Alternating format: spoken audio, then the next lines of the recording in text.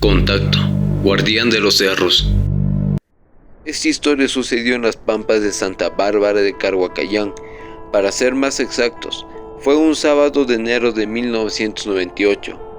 Eran mis primeros días en aquel mágico lugar y alejado de las grandes ciudades.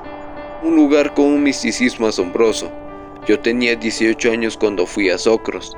Mi primera impresión fue de asombro y miedo, porque me alejaba de mi hogar, de donde yo vivía, en Jauja.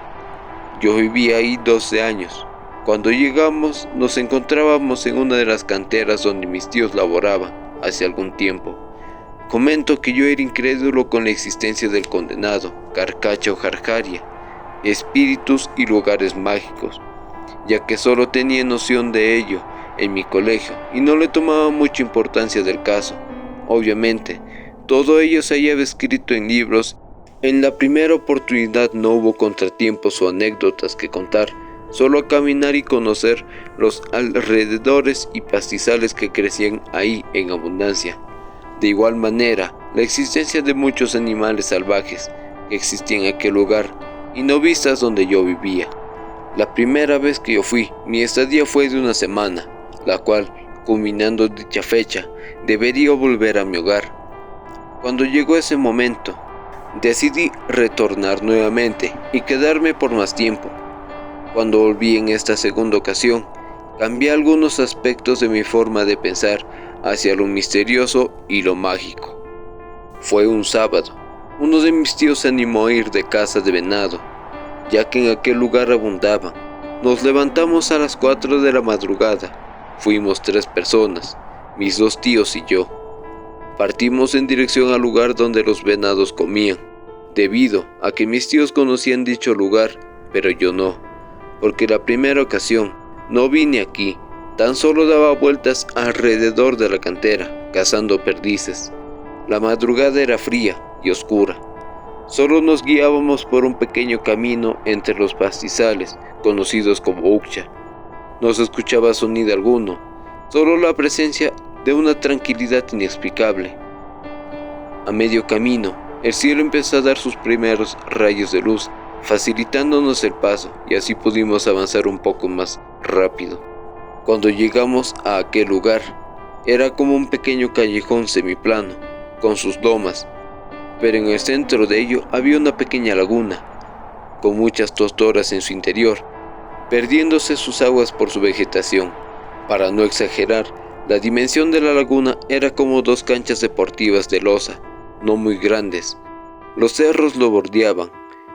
Por sus lados, uno de mis tíos armó la escopeta y a lo lejos vimos un venado comiendo plácidamente, sin percatarse de nuestra presencia.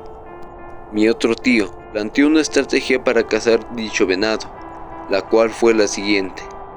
Uno de ellos debía dirigirse por la parte izquierda de la laguna y mi otro tío por el lado derecho. Mi función era quedarme donde estábamos, para observar a dónde se dirigía el venado. Manos a la obra, dijo mi tío.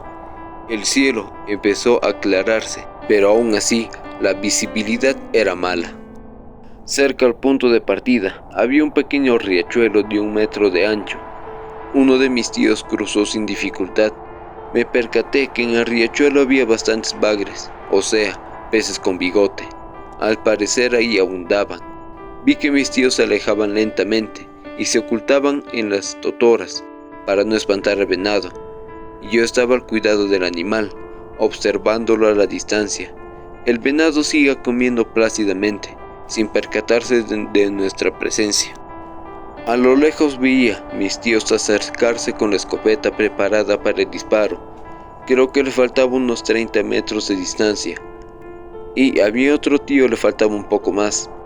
Solo veía sus cabezas porque la totora cubría todos sus cuerpos.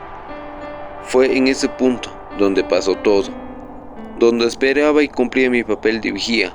Vigilaba al venado de lejos. Fue cuando me descuidé solo un par de segundos. Como había mencionado, había un pequeño riachuelo y la totora al borde de ello. Agaché mi cabeza porque había visto unos cuyes de laguna pasar rápidamente por el riachuelo y se adentraron en la totora. Y saben, me emocioné mucho porque Me habían contado de la existencia de dicho animalito, pero no creía en su existencia, ya que nunca la había visto. La emoción se había apoderado de mí. Cuando levanté mi cabeza con dirección al venado y su posición de mis tíos, repentinamente apareció una niebla densa y espesa, perdiéndoles de vista a mis tíos y al venado. A un minuto de que la niebla se difumine y vuelva a la claridad del área, los busqué con la mirada, en las posiciones donde los había perdido. Pero sorpresa fue la mía, cuando mis tíos se hicieron humo, de igual forma el venado. En su lugar apareció una señora de edad avanzada, cortando totora. Le calculo que tendría sus 50 a 60 años aproximadamente, pero con mi vista aún seguía buscando a mis tíos, por todo el área visible. Me empecé a poner nervioso y ansioso por no encontrarlos. La señora se percató de mi presencia a la distancia. Fue ahí donde ella levantó su mano y me empezó a hacer señas para que yo vaya hacia ella. Nuevamente me hizo señas para ir con dirección a ella, pero con más insistencia. No me daba cuenta que avanzaba lentamente, pero había algo que me lo impedía. Por ello dudaba en proseguir. No duró mucho cuando repentinamente a lo lejos escuché unos silbidos, lo cual hice caso omiso. Nuevamente escuché el silbido, pero ahora con más persistencia. Giré a dirección a ello, y a unos 200 metros de distancia, mis tíos me silbaban. Cuando retorné la mirada con dirección hacia la anciana, ya no estaba. La anciana había desaparecido sin dejar rastro alguno. Mi cuerpo se llenó de un escalofrío y de un temor de incalculable sensación. Giré y me fui con dirección a mis tíos, velozmente. Cuando llegué a ellos me preguntaron, ¿por qué te estabas dirigiendo para el extremo de la laguna? Y yo les comenté asustado lo que había visto y lo que había pasado. Ahí ellos me dijeron que debía tener cuidado, porque lo que vi era una abuelita, espíritu guardián de aquellos lugares, y quizá se molestó por no haber pedido permiso para cazar a sus animales o caminar por sus parajes.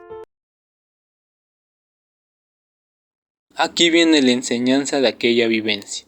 Primeramente, para andar por parajes misteriosos y desconocidos, debemos pedir permiso a los espíritus guardianes cuidadores de esos lugares, brindándoles su coquita, su traguito y frutas. Por medio de ello, accederemos a su consentimiento para proseguir en nuestra aventura de conocer, cazar o andar por dichos lugares, y así librarnos de cualquier desgracia por falta de conocimiento sobre estos temas.